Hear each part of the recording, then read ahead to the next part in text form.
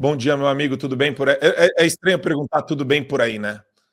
Já não dá para começar perguntando, e aí, tudo bem por aí? Porque eu senti um ódio visceral das injustiças que vocês sofrem e o Alexandre de Moraes está passando um recado e a gente não pode se intimidar com esse recado, né, Lacombe?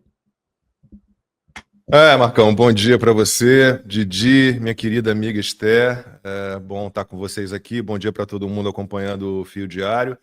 A gente está aqui, né?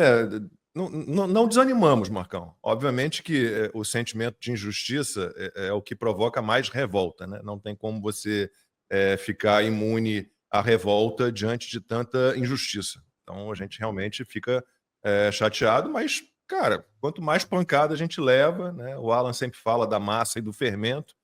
Quanto mais pancada, mais fermento, mais a gente cresce, né? Ontem foi um dia de vendas recordes de assinaturas da revista Timeline. A gente espera que esse movimento continue.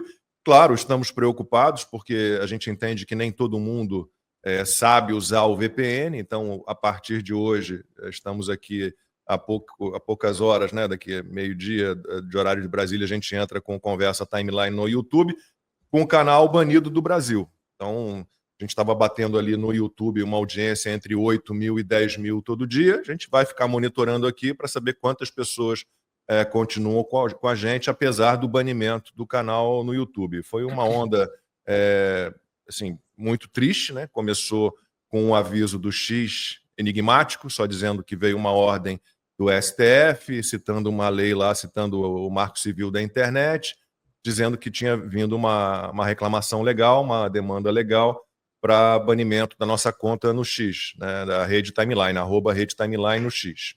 Bom, no dia seguinte acordamos já sem as duas contas da revista Timeline no YouTube. A revista Timeline no Instagram, desculpa, no Instagram, revista.timeline e revistatimeline.tv. Essas duas contas do Instagram também desapareceram e essas, nenhum aviso da Meta, nada, nenhuma comunicação, nada. E ontem, durante o Conversa Timeline, a gente recebeu um e-mail do YouTube avisando que o nosso canal, o Revista Timeline, canal da Revista Timeline no YouTube, a partir de hoje também estaria bloqueado, né, retido no Brasil. Então, quem estiver no Brasil não vai conseguir acessar o nosso canal, a não ser que esteja usando o VPN. Fora do Brasil, né, você pode acessar aqui nos meus celulares. Eu acesso as nossas contas, eu entro no nosso canal do YouTube, eu tenho acesso a todos os conteúdos. É algo que nos chateia muito, né? Não vamos ficar conjecturando aqui, mas não há nada contra mim no STF, não há nada contra o Max no STF, então a gente imagina que seja mais uma vez aquela paixão enrustida de certo ministro por este moço que hoje está elegantérrimo aqui ao meu lado, Alan dos Santos.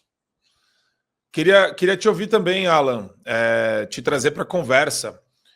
Ontem a gente fazendo as análises sobre Cláudia Leite, sobre Ministério Público da Bahia, falando o que a Cláudia Leite pode ou não falar na música dela. 10 entidades da sociedade civil. Existem... Eu fico imaginando a quantidade de tarado que tem, querendo censurar as outras pessoas, militância da esquerda, que consegue organizar entidades sem fins lucrativos, receber financiamento para essas entidades, e daí chega na audiência pública do Ministério Público e fala: ela tem que parar de cantar a música caranguejo, ou se ela cantar, ela tem que cantar do jeito original. Isso tudo, de uma certa forma, é reflexo do sistema. E o exemplo vem de cima, e o precedente vem de cima, e em cima tem o Supremo Tribunal Federal abrindo todos os precedentes, inclusive que relativizam os conceitos que nunca poderiam ser relativizados, como racismo religioso, racismo recreativo. Então, eles têm sido os promotores da maior crise da nossa história, Alan, no que tange a liberdade de expressão e de imprensa. A história é um pouquinho mais antiga, né? José Ramos Tinhorão era o membro do Partido Comunista, junto com Sérgio Cabral Pai, fundou o Caderno de Cultura do Jornal do Brasil. E ele é o autor da tese de que para a música ser popular, ela tem que ser oprimida pelo Estado e pela religião, pela igreja, né? E ele é que colocou essa cisânia entre os brasileiros, se aproveitando de um conflito teológico, por exemplo, entre cristãos, católicos e protestantes, colocar esse pessoal contra os espíritas, contra os macumbeiros, etc. E o pessoal cai igual patinho, né?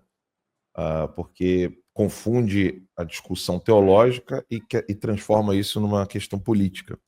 Então, o José Ramos Chorão é que criou a tese de que para uma música ser genuinamente popular, ela não pode ser uma música que seja apoiada ou permitida pelo Estado e pela religião vigente, a igreja, no caso, a maioria dos religiosos no Brasil, que são os católicos e protestantes.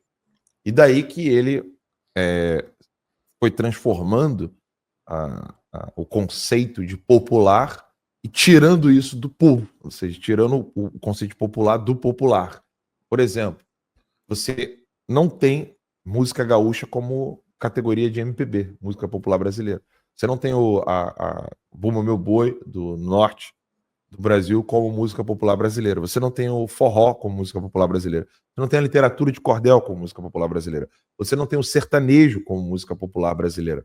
Então, ele é quem tirou todas essas músicas genuinamente populares para categorizá-las como músicas separadas. Então, você coloca lá música gaúcha, música sertaneja, e aí tem a MPB. Como assim? Como que a MPB não é o do povo? Né? Ele que transformou isso. E a ideia qual que é? A ideia é mexer ali no tecido social, criar, não digo criar, o conflito já existe, mas você exacerbar um conflito já existente e colocar esse conflito em uma perspectiva política. Então, o católico, o evangélico, vai lá xingar o espírita, o macumbeiro, dizendo que eles têm que ficar em conflito, têm que ficar brigando. E é por isso que eles estão fazendo isso. Forçando, então, eles pegam ali, não, você mudou aqui, você tirou a palavra X e colocou uma palavra cristã. Não pode. Isso aqui, então significa que você odeia as pessoas que são de outras religiões ou de grupos religiosos. Eles é que criam isso, né? O José Ramos Chinhorão fez isso, morreu como membro do Partido Comunista, morreu recentemente, não deve ter mais de 2 anos da morte dele, e ele é o autor disso. Se vocês colocarem no Google aí, José Ramos Chinhorão e Tom Jobim, vocês vão entender por que o Tom Jobim teve que vir para os Estados Unidos. O Tom Jobim teve de vir para os Estados Unidos para poder ser alguém na vida. Porque o José Ramos Chinhorão fez a campanha de cancelamento do Tom Jobim. Por quê? O Tom Jobim pegou o samba, que nasce do terreiro, né?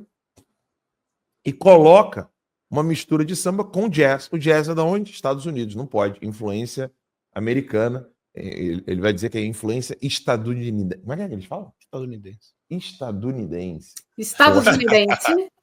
Que bosta de palavra, né? E aí eles é que fizeram essa manipulação.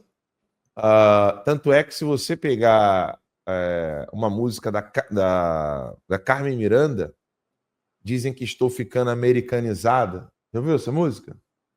Uhum. Dizem que estou ficando americanizada.